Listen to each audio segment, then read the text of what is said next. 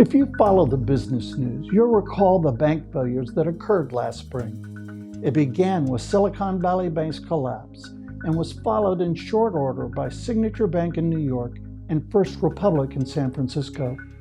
These failures were attributed to poor risk management by the banks and loose oversight by regulators.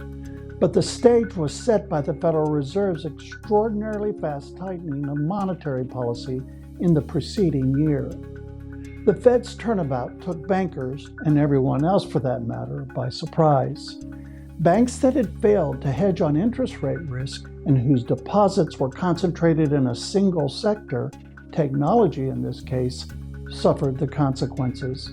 Concern swept markets for weeks afterward. Who would be next? But by mid-May, those fears had been swept aside by worries that Congress would cause the U.S. to default on its debt. Now, the vulnerability of regional banks is back in the news. In recent weeks, credit rating agencies have lowered grades on a dozen banks amid growing risk from weaker funding, large deposit outflows, and rising interest rates. 6 banking giants were placed on review for potential downgrades. So are we headed for another round of bank failures? And what does this mean for our own financial well-being? I believe we are headed for another period of anxiety about the regional banks. Just today, Federal Reserve Chairman Jerome Powell dispelled wishful thinking that the Fed was done with rate hikes. He made it clear that another quarter-point increase remained on the table for the fall. Regional banks have been counting on the Fed to loosen the reins soon. High interest rates reduce their income and lead depositors to demand higher returns on their deposits. Otherwise, they take their money elsewhere. Banks remain vulnerable for another reason: excessive exposure to a single market sector. Last spring, it was technology. Today, it's commercial real estate. If you follow the news, you've seen reports of the collapse in demand for office space that has accompanied work-from-home practices.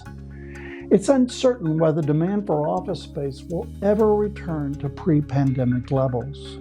Many more banks are exposed to commercial real estate risks than they were to the technology sector. What does this mean for you and me? The good news is our deposits are earning more. The bad news is that borrowing costs are much higher. With mortgage rates above 7%, it's especially tough if you're buying or selling a house. But how safe are our bank deposits? If your bank is insured by the Federal Deposit Insurance Corporation, your deposit is guaranteed up to $250,000 per account holder. How solid is this guarantee? When SVB, Signature Bank, and First Republic failed last spring, the FDIC made depositor accounts available the very next day. So the guarantee is rock solid, but it's limited to $250,000 per account holder. So be certain your account is below that limit. The FDIC has chosen to ignore this limit in the past, insuring accounts without limit, but don't count on that in the future. The FDIC's financial resources may not always allow for such assurance.